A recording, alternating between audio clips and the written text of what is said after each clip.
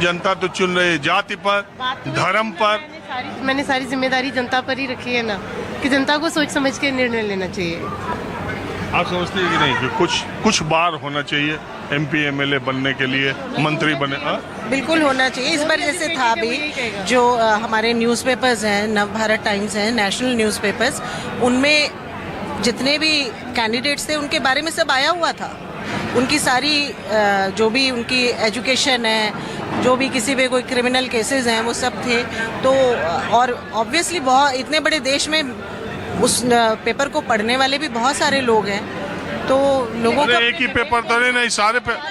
Election commission of India की site पर भी सारा डाटा अवेलेबल होता है, जितने भी उस समय पर नॉमिनेट कैंडिडेट्स। वो तो अपराध का रहता है ना, नहीं बाकी उनका ऐसा कदमों का रहता है, पढ़ाई का होता है। हाँ वो होता है। मैं कह रहा हूँ कि लेकिन पढ़ा लिखा आदमी नहीं, मैं कह रहा हूँ पढ़ा लिखा आदमी गलत शब्दों का प्रयोग न करे, ये कहाँ लिखा है? बहुत तो पढ़े लिखे भी ये जो सोशल मीडिया पर हैं, ये जो एक्स पर हैं, ये तो पढ़े लिखे लोग हैं। और किस तरह का किसी को भी गलत शब्दों का इस्तेमाल नहीं करना चाहिए। लेकिन अगर आप किसी एक रिस्पॉन्सिबल पोस्ट पर आकर बैठ जाते हैं, चाहे आप किसी अधिकारी हैं जहाँ पे आपको देना, या फिर आप पॉलिटिकली बैकग्राउंड से रखते हैं, एक जनता के प्रतिनिधि हैं, तो ऐसे किसी भी इंसान को गलत तरीके के शब्दों का प्रयोग नहीं करना चाहिए। और जहाँ मामला हमारी सुरक्षा से जुड़ जाता है, वहाँ चाहे पक्ष हो या विपक्ष हो, किसी की तरफ से भी इस तरह की टिप्पणी आना गलत है। अभी देखिए जो हमारे मिस्त्री साहब थे, विदेश सचिव, वो प्रेस ब्रीफिंग कर रहे थे। सीज फायर के बाद लोगों ने उन्हें इतना ट्रोल करना शुरू किया, उनके परिवार, कि उनको अपने अकाउंट को बंद करना। या वो तो पढ़े लिखे लोग भी है ना, सोशल मीडिया में तो लेकिन वो पढ़े लिखे जाहिल है। बिल्कुल है, नहीं कर, वही मैं कह रही हूँ। इस तरीके की जहाँ मुद्दा आ जाता है कि आप एक पब्लिक फोरम में हैं, रिप्रेजेंटेटिव हैं, तो इस कोई अगर उसको प्रेजेंट कर रहा है, वहाँ उस इंसान की पर्सनल लाइफ के ऊपर कमेंट करना वो बिल्कुल ही गलत है। किसी की तरफ से भी गलत है, चाहे वो सत्ता पक्ष की तरफ से हो रहा है या विपक्ष से हो रहा है, गलत है दोनों तरफ से। This is wrong. अच्छा मैडम, आप एक बात बताइए। अरे फोन बाद में देखिएगा, आप ही से बात कर रहे हैं। आप एक बात बताइए, ये जो युद्ध जैसे हालात जब बने थे, मॉक ड्रिल और ये सब, आप लोगों को स्कूलों में बच्चों को आप लोगों ने मॉक ड्रिल करवाई गई थी। कौन सी डेट का था?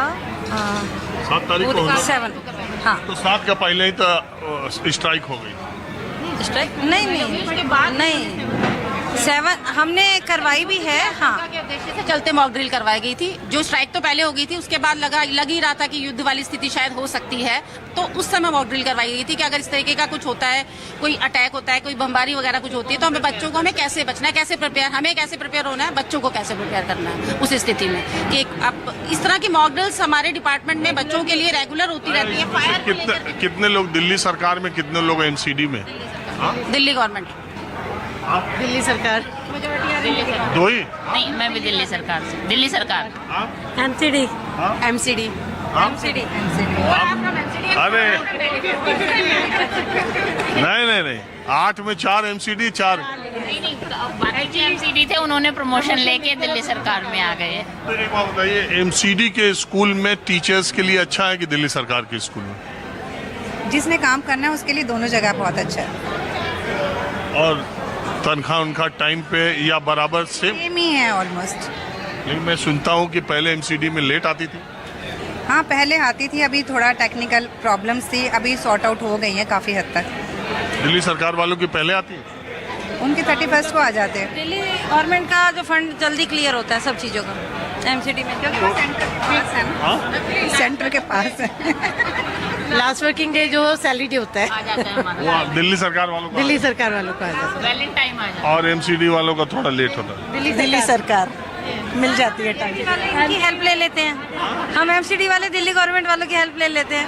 मैं कहने जा रहा था कि अगर कॉफी होम में पहली या दूसरी तारीख को मिलो आप लोग, तो ये जिम्मेदारी दिल्ली सरकार वालों की होती है कि कौन कॉफी पिलाएगा। वो हमारा म्यूचुअल हो जाता है, हम कोई भी पिला देता है। तो दिल्ली सरकार वाले देते हैं और एंड में मिलते हैं तो MCD वाले। अच्छा बहरहाल, ये जो माहौल देश में 4 दिनों का बना था, देखिए एक गंभीर बात ये है कि दिल्ली में तो हम लोग बैठे थे, तो हम ये देख रहे थे, न्यूज़ देख रहे थे और तमाम चीज़ें, लेकिन हमारे रोज़मर्रा की ज़िंदगी पे बहुत असर युद्ध जैसे हालात का नहीं पड़ा था। अगर आप कश्मीर, पुंछ, राजौरी, अखनूर उस इलाके को देखें, अमृतसर के इलाकों को देखें, फिरोजपुर को देखें, जो बॉर्डर एरियाज थे, वहाँ के लोग रात भर सो नहीं पा रहे थे। धमाकों की आवाज़ थी, बहुत सारे सिविलियंस की जान भी गई, बहुत सारे लोगों को घर छोड़ के जाना पड़ा। हम अपने तरफ की बात कर रहे हैं, उधर के भी हालात वैसे ही रहे होंगे। तो ये एक्सकलेट हो रहा था, बढ़ते जा रहा था। आप लोग सोच रहे थे कि दिल्ली तक आया तो क्या होगा, और ये सीज फायर जब हुआ तब उस समय आप लोगों ने क्या सोचा? मैं ऐसे पूछा। हमारे तो जैसे पंजाब का बैकग्राउंड है हमारे, तो हमारी शादी थी घर में, तो वहाँ से रिलेटिव आए हुए थे। तो आधी फैमिली, जैसे पूरी फैमिली नहीं आती, आधी इधर है आधी उधर है, तो उस टाइम में बहुत टेंशन का माहौल हो गया था कि भाई ये क्या हो रहा है। और उसका इफ़ेक्ट तो आ रहा था। जैसे मैं पालम एयरपोर्ट के पास मेरा रेजिडेंस है, तो वहाँ पर भी कई बार एयरक्राफ्ट वगैरह की आवाज़ें आ रही थी, और जैसे प्रैक्टिस करते हैं तो ज़्यादा आने लग गई थी आवाज़ें। तो थोड़ा सा तो डर तो था ही, चाहे हम कितने ही स्ट्रांग हैं, लेकिन थोड़ा सा लिटिल बिट डर था कि अगर एक भी मिसाइल अपने टारगेट को इधर उधर हो गई तो हमारा क्या होगा। बच्चों में बहुत ज़्यादा डर था। बच्चे बोलते थे कि मैडम बम तो नहीं गिरेगा। जैसे न्यूज़ चैनल्स ने बहुत ज़्यादा उस टाइम पे इस बात को बढ़ा चढ़ा के बताया, तो यंग ब्रेन्स पे बहुत इफ़ेक्ट हुआ। तो वो पर्सनली आके पूछते थे हमसे, मैडम बम तो नहीं गिरेगा आज? तो उसका इफेक्ट तो पड़ा, पड़ा। लेकिन देश में लोग तैयार थे कि जो होना होगा हो जाए एक बार। नहीं, वो तो तैयार थे कि भैया एक बार ये सोल्यूशन निकल जाए तो ये रोज़ रोज़ की किटकिट ख़त्म हो जाए। ये तो था मन में, आर या पार हो जाए। तो जब सीज फायर आपने सुना तो क्या सोचा? तो यही लगा कि एक अच्छा मौका था जो हाथ से निकल गया। अभी नहीं रुकना, मतलब उसका सोल्यूशन निकल जाता। We are on a strong side. हम विक्ट्री के ऊपर थे, विक्ट्री हमारे हाथ में थी, तो हमने क्यों लूज़ कर दिया।